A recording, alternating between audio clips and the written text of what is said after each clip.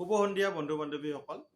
আজি আমি বিবি ডিজিটেলৰ মেথছৰ এটি ক্লাছ ল'বলৈ ওলাইছোঁ আৰু এই ক্লাছটো এডিআৰই যোৱা বছৰ এডিআৰই হৈ যোৱা কুৱেশ্যনৰ ওপৰত কুৱেশ্যন এনচাৰৰ ওপৰত আলোচনা হ'ব। আৰু ইয়াতে আমি এটা প্ৰশ্ন প্ৰথমতে লৈছোঁ আৰু আমি এতিয়া বেছি দেৰি নকৰি ভিডিঅ'টোৰ মাজলৈ গৈছোঁ। এতিয়া প্ৰথম প্ৰশ্নটো চাব কি আছে এতিয়া। এইটো মই ইয়াৰ হেডিংটো এনেকৈ দিছোঁ যে এডিআৰই গ্ৰেড 4 ক্লাছ 10 লেভেল। এইটো গ্ৰেড 4ৰ ক্লাছ 10 লেভেলৰ যিটো এক্সাম হৈছিল সেই এক্সামত এই কুৱেশ্যনটো আহিছিল। ইয়াতে কি দিয়া আছে চাব আপোনালোকে যে এটা আয়তক্ষেত্ৰৰ দিশ 15 সেন্টিমিটাৰ আৰু কালি 150 সেন্টিমিটাৰ স্কোয়াৰ।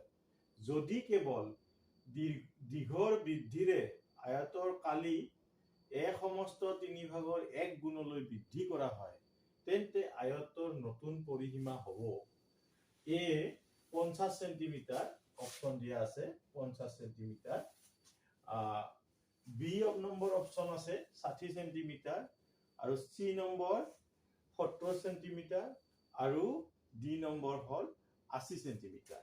গতিকে প্ৰশ্নটো আমি অলপ বুজি ল'ব লগা কথা আছে।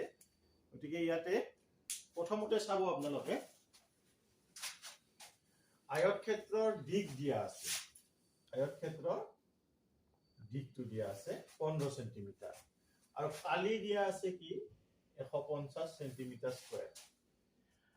এইখিনি বস্তু দিয়া আছে আৰু ইয়াতে ওলাব লাগিব কি নতুন পৰিসীমা ওলাব লাগিব য'ত আয়তৰ কালিটো বাঢ়িব সমস্ত 3/1 গুণলৈ।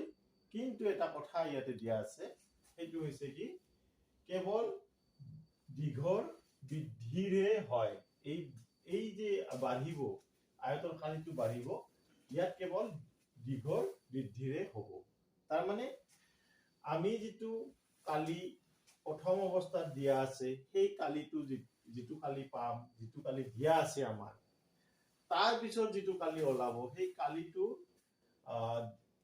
সমস্ত 3/1 গুণলৈ বৃদ্ধি হওঁতে কেৱল দীঘৰ বৃদ্ধি হ'ব।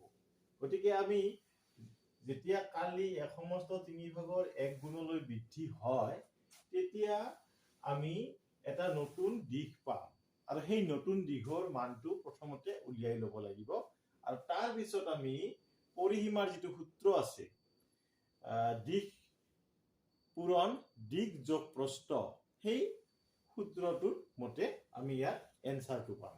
গতিকে অলপমান অংকটো অলপমান কৰোঁতে অলপ দীঘল হ'ব, কিন্তু যেতিয়া আপোনালোকে প্ৰেক্টিচ কৰিব তেতিয়া খুব সহজতে এই প্ৰশ্নটোৰ উত্তৰ মিলাব পাৰিব। গতিকে আমি দেৰি নকৰি সমাধানটোৰ মাজলৈ আহিছো। ইয়াত চাব আমি লিখি লৈছো প্ৰথমতে এল। এল মানে হল দিক। দিকটো কিমান দিয়া আছে 15 সেন্টিমিটাৰ আৰু আমাৰ এ কালি, এ মানে এ ফৰ এৰিয়া, কালি আমাৰ কিমান দিয়া আছে 150 সেন্টিমিটাৰ স্কয়াৰ। এতিয়া ইয়াৰ পৰা আমি প্ৰস্থটো বাহিৰ কৰিব পাৰিম, বি টো বাহিৰ কৰিব পাৰিম, বি টো আমি ওলাব পাৰিম।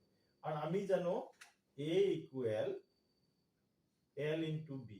আয়তৰ ক্ষেত্ৰত আয়তৰ কালিৰ সূত্ৰটো কি আছিল দিক পূৰণ প্ৰস্থ, L into B.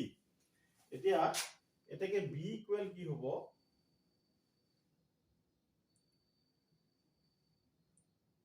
a by l হ'ব। b ইকুৱেল কি হ'ব a বাই l। ইয়াৰ পৰা আমি b equal a by l পাম। এতিয়া চাব a হল কি হ'ব, a ৰ মানটো বহুৱাই দিছো আৰু আমি l ৰ মানটো বহুৱাই দিছো। l ৰ মান কিমান আছে 15 আছে। গতিকে এইখিনি সিম্পলিফাই কৰিলে ইয়াৰ উত্তৰটো ওলাব b ওলাব। b টো কিমান ওলাব, ইয়াক 10 বাৰ যাব, 15 ৰে 150 কেইবাৰ যায় 10 বাৰ যায়। গতিকে এইটো কি হ'ব 10 সেন্টিমিটাৰ ওলাব। এইটো ওলাই গ'ল। এতিয়া কথা হৈছে কি আমি ইয়াৰ পিছৰ লাইনটোৰ কথা চিন্তা কৰিম যে আয়তৰ কালি ইমান গুণ বৃদ্ধি হয় সমস্ত 3/1 গুণ। আচ্ছা, আয়তৰ কালি ইমান গুণ বৃদ্ধি হোৱা মানে ইয়াৰ কথাটো কেনেহেন ধৰণৰ, আগতে আমাৰ খালি এ দিয়া আছিল, এই এটো বৃদ্ধি হ'ব। কিমান বৃদ্ধি হ'ব? এটো বাঢ়ি কিমান হ'ব? এইটো হ'ব, ইমান গুণ বাঢ়িব। এইটো বাঢ়ি ইটো হ'ব, এইটো হ'ব। এ সমস্ত 3/1 ইমান গুণ।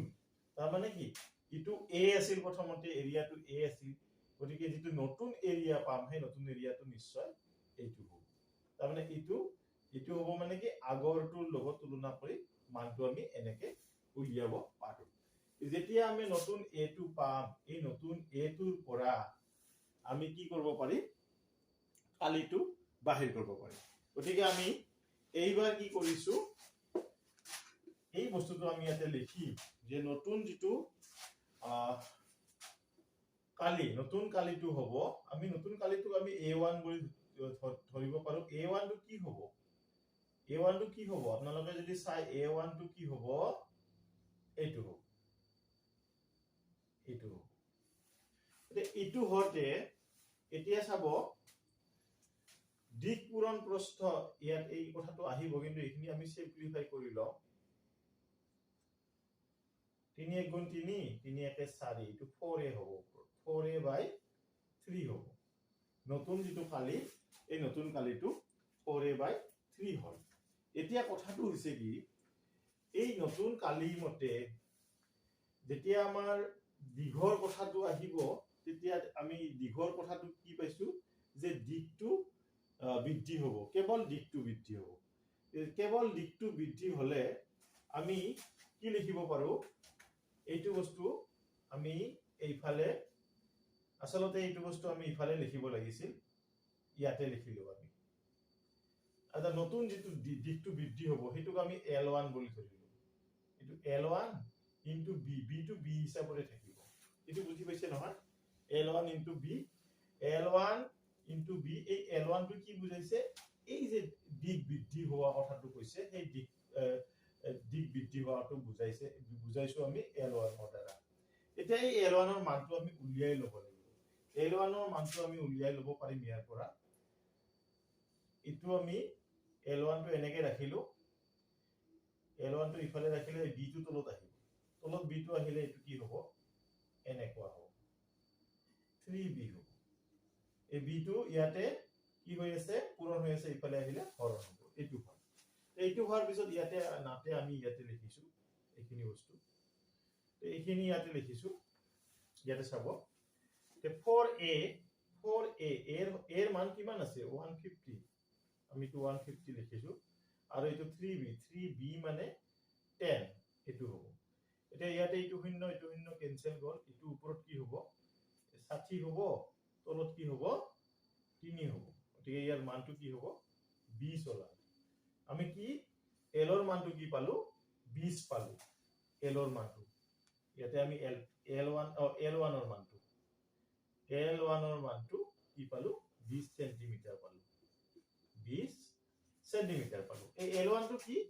এই যে দৈৰ্ঘ্যটো বৃদ্ধি হৈছিল, এই দৈৰ্ঘ্যটো বৃদ্ধি হৈছিল যে, সেই বৃদ্ধি হোৱা দৈৰ্ঘ্যৰ নতুন মান, অৰ্থাৎ আমি L1 বুলি ধৰিছো, যাতে ইয়াৰ L ৰ লগত ডিফাৰেন্স এটা আহে, সেইকাৰণে আমি ইয়াক L1 বুলি ধৰিছো। আৰু এই L1 ৰ মানটো কি পালো? আমি 20 সেন্টিমিটাৰ পালো। এতিয়া নতুন পৰিসীমা কি হ'ব? নতুন পৰিসীমা এইটোতো আয়তে হ'ব, গতিকে আয়তৰ যিটো সূত্ৰ, সেই সূত্ৰ মতে হ'ব। এইটো 2 ইনটু কি আছিল? দিক যোগ প্ৰস্থ। দিক ইবা নতুন দিক কি হ'ল? L1 হ'ল। আৰু প্ৰস্থটো b এ থাকিব, কাৰণ প্ৰস্থ পৰিৱৰ্তনৰ কথা ইয়াত কোৱা হোৱা নাই, গতিকে প্ৰস্থটো b এ থাকিব। গতিকে ইয়াতে মানবিলাক আমি বহুৱাই দিম। L1 ৰ মান কি পালো? আমি 20 পালো, আৰু b ৰ মানটো কিমান পালো? 10 পালো। এতিয়া এইটো কি পূৰণ কৰি দিলে কি হ'ব? এইটো যোগ কৰি দিলে কি হ'ব? 30 হ'ব। আৰু এইখিনি পূৰণ কৰিলে কি হ'ব? 60 হ'ব। গতিকে আমি কি পালো? 60 সেন্টিমিটাৰ পালো। গতিকে এনেকে আমি এইটো সমাধান কৰিব পাৰো। ইয়াতে আমি অপচনত চাম, অপচনত আছে না নাই উত্তৰটো। এই অপচনত আমি দেখিছো বি নম্বৰ অপচনত উত্তৰটো আছে। গতিকে ইয়াৰ যিটো শুদ্ধ উত্তৰ, সেই উত্তৰটো হ'ব 60 সেন্টিমিটাৰ। গতিকে আমি এনেকে খুব সহজে আমি এটা জটিল প্ৰশ্নৰ সমাধান কৰিব পাৰো এনেধৰণে। গতিকে এইটোৱে, গতিকে ইয়াতে বোধহয় বুজি পোৱাত কোনো অসুবিধা নাই। আৰু যদি কিবা অসুবিধা থাকে আপোনালোকে কমেন্ট বক্সত জনাব। ইয়াৰ পিছত আমি পৰৱৰ্তী অংকটোলৈ আহিছো। বন্ধু বান্ধৱীসকল, এইবাৰ আমি দ্বিতীয় প্ৰশ্নটোলৈ আহিছো। এইটো হল উৎপাদকৰ ওপৰত প্ৰশ্ন হ'ব। এই প্ৰশ্নটো কি দিছে প্ৰথমতে আমি মাতি চাম। নিম্নলিখিত সমূহৰ কোনটো হৈছে বহুপদ ৰাশি x² - x - 2 উৎপাদক। এতিয়া অপচন কেইটা চাই লব। a hall x - 4, b hall x + 5, c hall x - 2 আৰু d হল x + 4। এনেকুৱা ধৰণৰ যদি অংক আহে তেতিয়া হলে ইয়াতে আমি যেটো বহুপদ ৰাশি থাকে সেই বহুপদ ৰাশিটোক আমি প্ৰথমতে ধৰি লম। কেনেকে ধৰি লম এতিয়া চাই লব। এটো হল px ধৰি লব লাগিব। আমি ধৰি ললো, ধৰা হল px equal x² - x - 2। এতিয়া কি কৰিম? এতিয়া কথাটো হৈছে একেটা অপচন দিয়া আছে। অপচন কেইটা দিয়া থাকিলে অলপ সুবিধাহে হয়। কেনেহেন ধৰণৰ সুবিধা হয় মই কৈ আছো।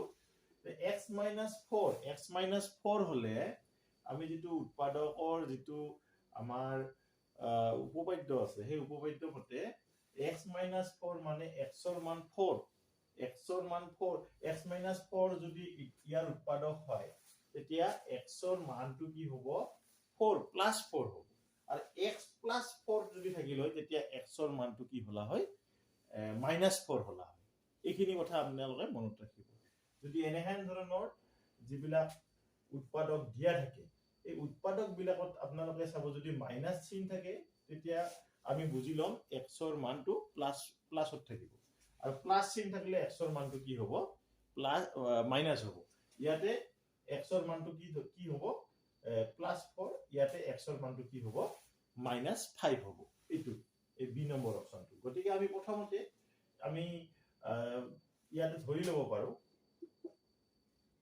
ইয়াতে আমি ইটো যদি আমি চাও আমি গোটেইকেইটা কৰি চাব পাৰো, কিন্তু আমি গোটেইকেইটা কৰি চালে সময় আমাৰ বেছি যাব। ইয়াতে এটা কথা মই ক'ব খুজিছো, যদি এনেহেন ধৰণৰ অপচন ভালে কেইটা থাকে, 4টা 5টা অপচন থাকে, বিশেষকৈ 4টাই থাকিব, 5টাটো নাথাকে। ইয়াতে এটা বস্তু চাই লব, সেইটো বস্তু মই কৈ দিছো। ইয়াতে এটা এটাকে কৰি থাকিব নালাগে আপোনালোকে। প্ৰথমতে চাব ইয়াক কেনেকে 0 কৰিব পৰা যায়। ইয়াতে যদি আমি মৌখিকভাৱে আমি চাব পাৰো, ইয়াতে যদি x ৰ মান 4 ধৰো, এটো 4² হ'ব, 4² হলে 16 হ'ব। ইফালে ইয়াতে এটো 4 আহিব, x ৰ মান 4 যেহেতু ধৰিছো, এটো 16, ইফালে -4 -2, -4 আৰু -2 6 হ'ব। আৰু ইফালে 16 থাকিব, 16 6 গলে 10 থাকিব। গতিকে ই শূন্য নহয়, ই শূন্য হ'ব নোৱাৰে। ঠিক সেইদৰে আমি যদি ইটোও চাও তেতিয়া কি হৈ যাব, ইও শূন্য নহয়। আমি যদি কৰি চাও ইটোও শূন্য নহয়, কিন্তু আমি এইটো চাও এবাৰ, এইটো x - 2 টো চাম। x - 2 মানে x ৰ মান 2, x ৰ মান 2 হিচাপত যদি আমি কৰি চাও তেতিয়া আমি কি দেখা পাও 2² হল এইটো। এতে x ৰ মান 2 বহুৱাই দিয়ক, আৰু ইফালে 2 থাকিলে আগৰ পৰাই আছে, কিন্তু 2² মানে 4 হল, আৰু -2 দুটা -2 হলি 4টা -2 হল। তাৰ মানে কি হল 4 - 4 ইকুৱেল কি হল 0 হল। আৰু যেতিয়া এই মানটো অৰ্থাৎ x ৰ মানৰ বাবে যেতিয়া আমি px ৰ মান 0 পাম তেতিয়া এটা আমি উৎপাদক পাম। আৰু সেই উৎপাদকটো কি হ'ব, ইয়াতে ইয়াৰ উৎপাদকটো কি হ'ব x - 2 হ'ব। x - 2 কি হ'ব px ৰ এটা উৎপাদক হ'ব, px ৰ এটা উৎপাদক। নিশ্চয় বুজি পাইছে এইখিনি। মই আৰু অলপমান কৈ দিছো। আমি মান x ৰ মান কি ধৰিছো, ইয়াতে 2 ধৰি যেতিয়া কৰিম, যদি 2 ধৰি কৰোতে যদি এই px টোৰ মান, এই গোটেই px টোৰ মানটো যদি 0 ওলায় তেতিয়া কি হ'ব, যেহেতু 2 ধৰিছিলো, যোগ 2 ধৰিছিলো, গতিকে কি আহিব x - 2 হ'ব। এতিয়া x - 2 px ৰ এটা উৎপাদক হ'ব। অলপ আগতে কথাখিনিয়ে মই ইয়াতে কৈছিলো যে x - 4 থাকিলে কি হয়, x ৰ মান +4 হয়। সেই কথাটোৱে উল্টাকে যদি ভাবো যে x ৰ মান যেতিয়া প্লাছত থাকিব তেতিয়া আমাৰ উৎপাদকটো কি হ'ব x - 2 হৈ আহিব। x x মাইনাছ 2 আহিব প্লাছত থাকিলে যেটো মান ধৰিম সেই মানটো কি হ'ব তাৰ আগত মাইনাছ চিন আহিব গতিকে এইটোৱে কথা গতিকে ইয়াতে আমি কি দেখিলো x ৰ মান যেতিয়া 2 বহুৱাইছো 2 বহুৱাতে যেতিয়া 0 হল px টো তেতিয়া আমি গম পাম যে x minus 2 টো কি হ'ব px ৰ এটা উৎপাদক হ'ব গতিকে এইটো ইয়াৰ যেটো শুদ্ধ অপচন সেই অপচনটো হৈছে কি c x minus 2 এইটো গতিকে এনে ধৰণে আমি উৎপাদকৰ এনে ধৰণৰ সমস্যা যদি আহে পৰীক্ষাত আমি এনে ধৰণে সমাধান কৰিব পাৰো একেবাৰে সহজ যদি ইয়াৰ ওপৰত আৰু কিবা জানিবলগীয়া থাকে তেতিয়া আপোনালোকে মোক কোৱেশ্চন কৰিব পাৰে আৰু লগতে মই পৰৱৰ্তী পৰ্যায়ত উৎপাদকৰ ডিটেইলছত আমি এতিয়ালৈকে যোৱাই নাই আমি আৰু ডিটেইলছত কিছু কথা আলোচনা কৰিম ৰেগুলাৰলি মোৰ ভিডিঅ'বিলাক চাই থাকিব আৰু চেনেলটো সাবস্ক্ৰাইব কৰিব যিবিলাকে কৰা নাই গতিকে এইখিনিয়ে আজি আমি এই দুটা প্ৰশ্নৰে আজিৰ এই শিতানটি ইমানতে সামৰিছো ধন্যবাদ